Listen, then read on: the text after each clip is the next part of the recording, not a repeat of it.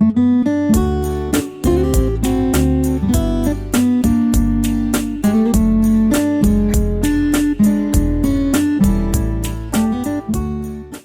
오늘 함께 나눌 말씀의 제목은 새 포도주는 새 부대에 넣어라. 드디어 여러분 2023년 안 올 것 같았는데 2023년이 시작되었습니다. 작년 한 해는 참 무척 어려운 한 해였습니다. 그죠? 바라고 원하기는 올 한 해는 이런 소망을 가져 여러분이 축복을 많이 받는 한 해가 되기를 예수 그리스도 이름으로 축복합니다. 아멘. 오늘 말씀의 제목이 새 포도주는 새 부대에 넣으랍니다. 이 말씀은 오늘 본문에 읽은 말씀은 술에 관한 얘기가 아닙니다. 핵심은 당신께서 이 땅에 오신 이유가 무엇인지를 말씀하고 있는 거예요. 말씀을 준비하다가 갑자기 괴상한 생각이 났어요. 그래서 한번 찾아보야겠다라는 마음으로 인터넷에 서치를 했습니다. 조사를 해봤어요. 이 세상에서 가장 비싼 술이 뭘까? 여러분, 이 세상에서 가장 비싼 술이 뭘 것 같아요? 이 술이요, 알파인의 집 한 채 값입니다. 한 병에. 한 300만 불? 400만 불 정도 알파인의 집을 하나 산다고 그러잖아요. 뭐 좋은 집은 아니겠지만. 이게 무슨 술이냐면, 헨리 4세 두도뇽과 같은 디자인으로 제작된 데킬라입니다. 데킬라. 이름이 레이 925. 이 술은 멕시코 혁명 100주년을 기념하여 만든 술이에요. 중요한 것은 그 안에 내용물이 아니라 겉에 있어요. 겉의 병은 다 화이트 다이아몬드예요. 그리고 나머지 이렇게 스테인리스처럼 된 거는 백금입니다. 이게 비싼 거예요. 그 안에 술보다. 근데 이 가격이 얼마냐? 한국 돈으로 한 병이 40억 원. 달러로 317만 불. 그러면 맛이 어떤 맛이냐? 안타깝게도 이 술은 만들어지고도 아직 구매하거나 마셔본 사람이 한 사람도 없습니다. 그게 특징이에요. 웃기죠? 그래서 어떤 맛인지 잘 모른대요. 근데 사실 오늘 본문은 이 술 얘기가 아니에요. 아까도 말했듯이 당신이 이 땅에 오신 이유에 대한 말씀입니다. 먼저 오늘 본문의 내용이 이렇습니다. 여러분, 세리였던 마태가 세리였잖아요. 가판대에서 세금을 걷다가 예수님의 부름을 받아요. 예수님의 제자가 되었어요. 얼마나 기뻤겠어요. 너무 기쁜 나머지 예수님과 예수님의 제자들을 그리고 친구들을 불러서 자기 집에서 식사를 대접했습니다. 잔치를 가졌어요.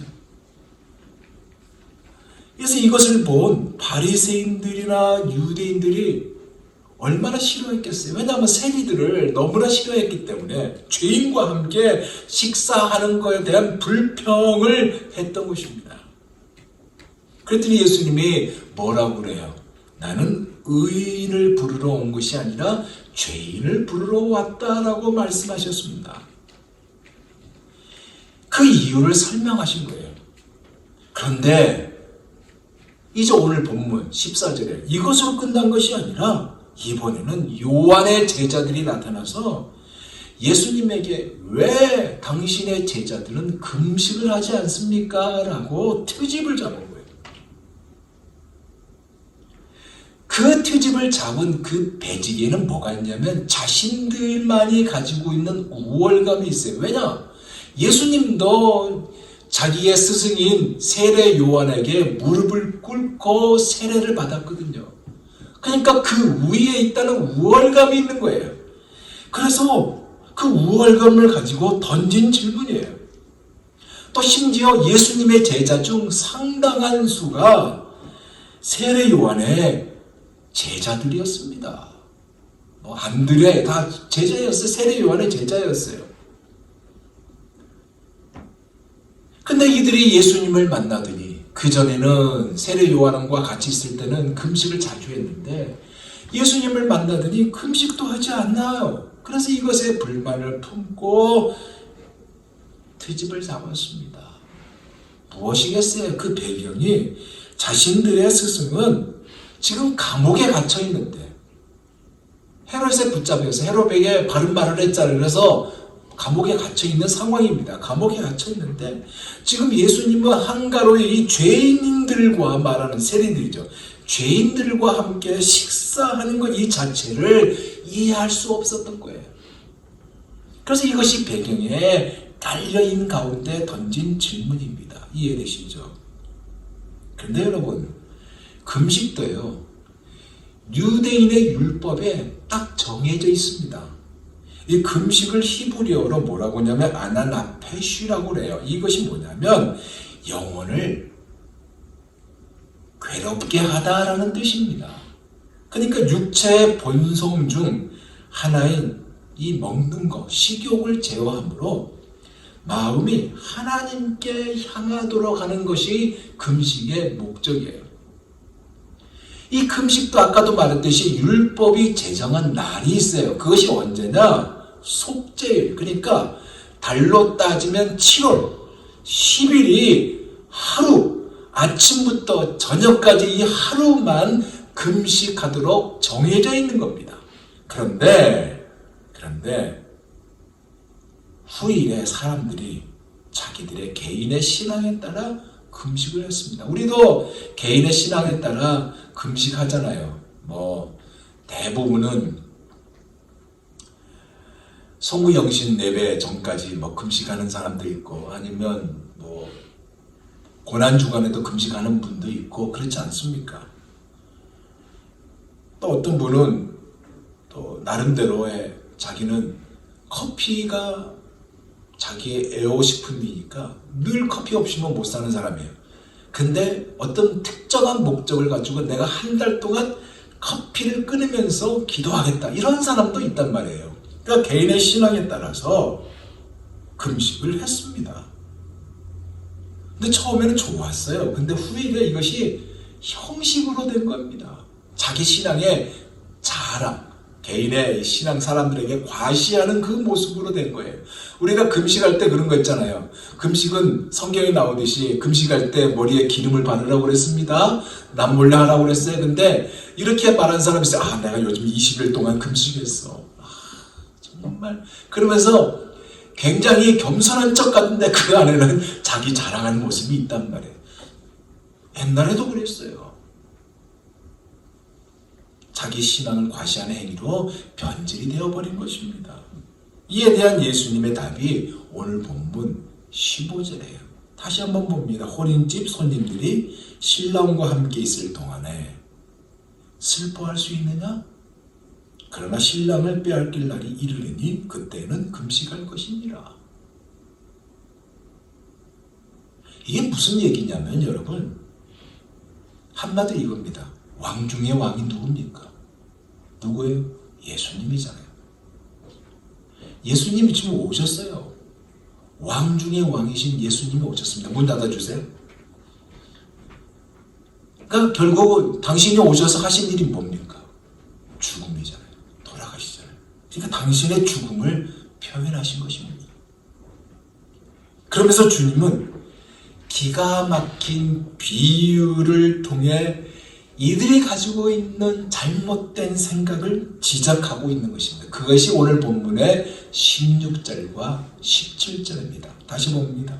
생배 조각을 낡은 옷에 붙이는 자가 있다 없다? 없나니 이는 기운 것이 그 옷을 당기어 헤어짐이 더하게 되며 새 포도주를 낡은 가죽 부대에 넣지 아니하나니 그렇게 하면 부대가 터져 포도주가 쏟아지고 부대도 버리게 됨이라. 새 포도주는 어디에? 새 부대에 넣어야 둘이 다 보존되느니라. 결론이 뭐예요? 결론은 새 포도주가 생겼다? 그럼 새 포도주는 옛날에 썼던 낡은 부대에 넣어야 된다? 아니에요. 가죽 낡은 부대에 넣지 않는다. 왜냐? 부대가 터지면 포도주도 버리게 되고 부대도 버리게 되고 다 소용이 없기 때문에 그렇다. 이게 진리예요. 이게 정답입니다. 이 비유 그대로 한번 생각해 봅시다. 낡은 가죽 부대에 새 포도주를 넣었다 가정해 봅시다, 여러분. 포도주의 특성이 뭡니까? 시간이 지나면 뽀글뽀글 뭐예요? 발효가 됩니다. 발효가 되면 가스가 생기잖아요. 가스가 되면 그 가죽 부대에 팽창이 이루어져요. 이 팽창 때문에 이 낡은 부대는 결국 터져버리니까 새 포도주는 반드시 어디에다? 새 부대에다 담아야 한다는 것이 정답인 거예요.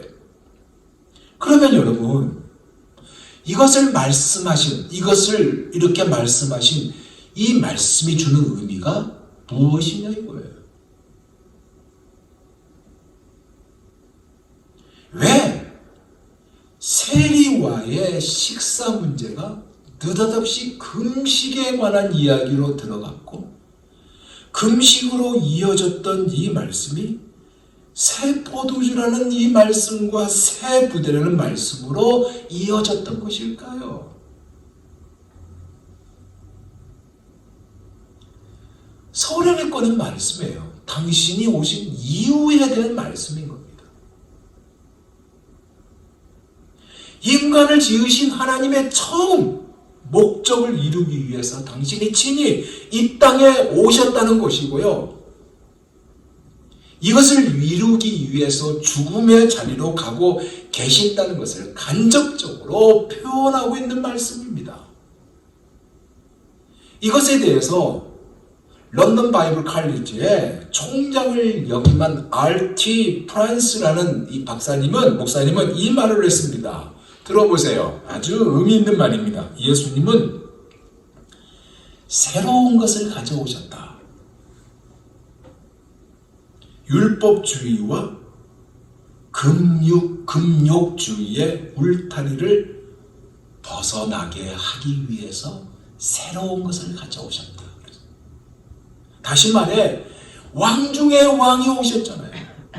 그래서 제자들이요, 왕의 존전에서 금식하고 침울하고 엄숙한 회개를 하게 되고 애도의 표시를 한다는 이 자체는 부적절했다는 겁니다. 왜? 지금 함께 식사하고 계신 분은 왕 중의 왕이요 하나님이요 우리를 위해서 친히 돌아가실 예수 그리스도 우리의 주님이거든요. 그러니까 그 앞에서 금식하고 침울하고 엄숙한 회개를 하고 애도해야 하는 이 표시는 부적절한 거예요. 그리고 이뿐만 아니라 바리새인들이 만든 금식과 관련된 의식은요, 이제 예수님이 내가 가야만 누가 온다고요? 성령이 온다고 했잖아요. 다가올 이 성령의 시대에 열어갈 새 역사에 그 율법주의, 금욕주의가 들어갈 자리가 없다 그 얘기입니다. 한마디로. 바꿔 말하면 세례요한은 옛 시대에 속했던 것이고, 그래서 구약의 마지막 선지자가 누구예요? 세례요한이잖아요. 예수님은 새로운 제도의 시대를 열고 계시는 것이고, 그들은 선구자를 떠나 지금 왕으로 오신 예수님과 함께 해야 했다 그 얘기입니다. 이 엄청난 내용이 여기에 담겨 있는 거예요. 그러기에 새 포도주는 새 가죽 부대에 넣어야, 예수님에게 있어야만 둘 다 보존된다는 얘기입니다. 이 얘기가 뭐겠어요? 결국 여호와께로 돌아와라 그 얘기입니다. 하나님께로 돌아와라. 하나님께로 돌아오는 것이고, 이것을 위해 당신이 이 땅에 오신 것이고, 그래서 하나님 말씀대로 사는 것이 새 포도주이며, 말씀대로 진리를 찾는 것이 생배 조각이고, 자기가 정한 자기 주관대로 정한 제도, 자기가 경험한 대로 느낀 감정, 그것을 정당화하고 고집하는 이것은 결국 낡은 옷에 붙이는 것과 같다, 이 말씀인 것입니다. 사랑하는 성도 여러분, 우리가 2023년을 맞이했어요. 그죠? 그리고 오늘 2023년 1월 1일 첫 예배를 우리가 하나님께 드리고 있어요. 오늘은 평상시에 우리가 매 주일마다 드린 예배와 다른 느낌을 가지고 있을 것입니다. 왜? 새로운 각오, 새로운 마음을 가지고 우리가 예배를 드리고 있기 때문에 그래요. 안 그래요? 각자마다 새 소망을 가졌을 것이고 새 계획을 세웠을 것이며 새로운 생각과 새 생활도 꿈꾼 가운데 예배를 드리고 있을 거예요. 그런데 여러분, 놀라운 것은 이 마음을 가졌다고 해서 새 것일까요? 이 마음을 가졌다고 해서 새 것일까요? 이 마음을 가졌다고 해서 새 것이 아니에요. 왜요? 예수님이 없으면 안 되거든요. 새 부대, 새 포도주가 새 부대, 즉 예수님과 함께 해야만 가능한 겁니다. 하나님이 원하시는 대로 소망, 이것이 새 것이에요. 이것을 바꿔 말하면 뭔지 아세요? 어떤 상황에 부딪혔을 때, 어떤 여건에 부딪혔을 때, 어떤 일들을 만났을 때, 내 생각, 내 주관, 내 경험대로 하는 것이 아니라 예수님이라면 어떻게 했을까? 그것을 묻는 자세. 이 상황에서 예수님 같으시면 어떻게 하셨을까라고 묻고 순종하는 것이고, 그래서 예수님의 발자취를 다 따라가는 생활, 여호와께로 돌아가는 이것이 여러분 새 것인 것입니다. 이것을 하려면 어떻게 해야 될까요? 2022년에 가졌던 묵은 것을 있다면 그것을 버려야 돼요. 내 안에, 여러분 안에, 우리 안에 헛 것이 있다면 버려야 되는 거예요. 아깝다고 둘 필요가 없어요. 과감하게 버리는 겁니다. 그리고 새 것을 받아들여야 하는 거예요. 혹시 작년 2022년에 하나님의 그릇이라고 생각하면서 문을 열었던 여러분이, 그리고 그 그릇 안에 하나님 것으로, 예수님 것으로, 여호와 것으로 가득 채워야 되는데 거기에 담배째나 떨어뜨린 담배 잿더리가 되었다면 이제 다시 2023년에는 새 그릇이 되기를 원합니다. 형식적이고 자신을 보이기 위한 것이었다면 올 2023년에는 그 안에 예수님으로 가득 채우는 우리가 되자 이거예요. 여러분, 사랑하는 여러분, 좋은 내용은요, 좋은 그릇에 담겨야 그것이 더욱 빛이 납니다. 안 그래요? 맛있는 요리도요, 좋은 그릇에 올라왔을 때 그 맛이 더 멋져 보입니다. 왜 그럴까요? 눈으로 먹고요, 입으로 먹고 마음으로 먹기 때문에 그렇습니다. 그러게 우리의 생활, 특별히 이 신앙 생활도요, 마음만이 아니라 경건의 모양도 있고요, 경건의 능력도 나타나는 여러분이 되시기를 원합니다. 이것은 결국 무엇을 이룹니까? 하나님을 향한 거룩한 마음에서 출발하여서요, 하나님과 성도들과 세상을 향한 아름다운 헌신으로 결실을 맺게 되어 있어요. 그러기에 이제 우리가 뭐 했냐? 뉴 와인을 뉴 위스키로, 즉 새 포도주를 새 부대에 넣어야 되는 겁니다. 새 포도주가 팽창한다고 그랬잖아요. 새 포도주가 결국 뭔지 아세요, 여러분? 복음입니다. 복음. 복음은 여러분 팽창하는 힘이 있어요. 그래서 로마서 1장 16절에 이렇게 말씀하고 있잖아요. 나는 복음을 부끄러워하지 않는다. 누가? 사도 바울이 그랬잖아요. 그것은 이 복음이 유대인으로부터 시작해서 이방인들에 이르기까지 모든 믿는 사람을 구원에 이르게 하는 하나님의 두나미스, 다이나마이트 능력이 되기 때문이다. 그렇게 고백했잖아요. 이것처럼 2023년에 우리가 이것을 체험하고 우리의 삶 속에 이것이 능력으로 나타나고 교회도 이것으로 능력으로 나타나고 그렇게 되기를 간절히 소원합니다. 그래서 나 자신이 크리스찬으로서 내 속에 복음과 시대의 변화를 같이 담을 수 있는 새 부대 누빈스키 이것이 되어서 올 2023년에는 능동적인 믿음의 사람, 2022년에는 아이고 그게 아니라 환난이 와라 그러나 내가 담대히 이기노라. 왜? 주님이 나와 함께 하기 때문에 하는 능동적인 믿음의 사람. 그래서 우리 앞에 놓이는 이 과제들을